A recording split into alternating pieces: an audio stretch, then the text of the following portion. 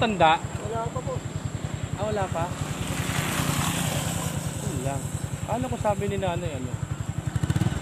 Ano yung matanda babae?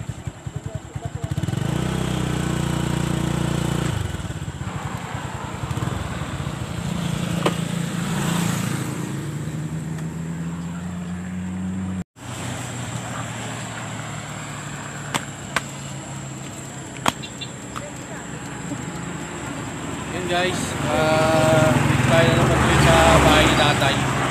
So, binalikan natin siya kung tatanong natin kung natin na siya. Kasi nung last na nagpunta ako, wala siya.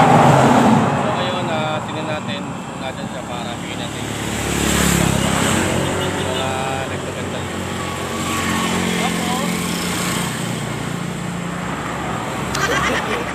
No.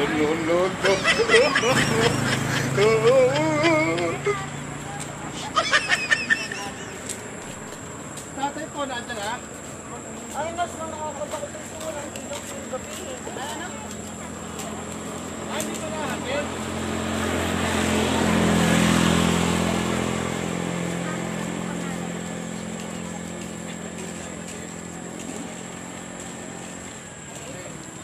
Ay, ano na yan?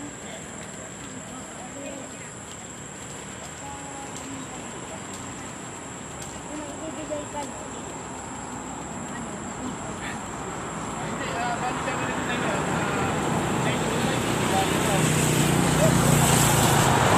Tatay. Para ano.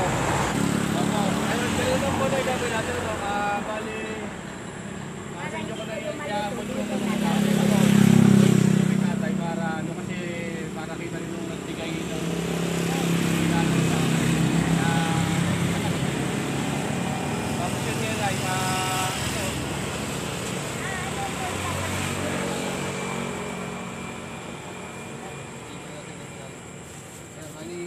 hindi niya nakuha pala yung ano. Oo, hindi po na kasi malayo naman po kasi yung ano. Kaya na, meron po, may mga bigasan po. Kasi, Oo. Kaya tayo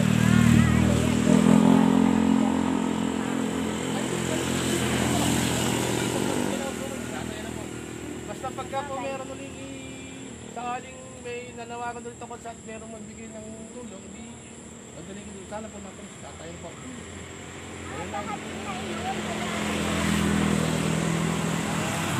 Kasi narating ko lang po kay tatay na yung ginawa kong vlog sa kanya, video sa kanya noon, yan, meron lang tulong sa kanya. So, ano ba kanya niya? Sabi, mga tropa kids, yan po si Nanay Elizabeth Prado, yung asawa po ni Tatay Pedro Prado. Ayan po, yun po ang matanda na i-vlog ko nung una na nakita ko dyan na habang nag-jogging ako. Ayan, siya po yung asawa. So ngayon si tatay po kasi, naroon sa kanyang anak, malayo po, hindi natin mapupunta. Ayan, nasa kapatid po niya. So ngayon ginawa po natin, kailangan po natin ipapabot yung tulong na binigay galing para kay tatay. Sila naman po mag-asawa. Kaya, so po, sana po wag po kayo magsawang tulungan si tatay at ang kanyang pamilya. Kita niyo naman po yung inunalan yun ngayon. Para lang po kahit pa paano ay makatawid na tulong-tulong kahit pa paano po. Ano po? Ano, salamat po. Sige. Sige po.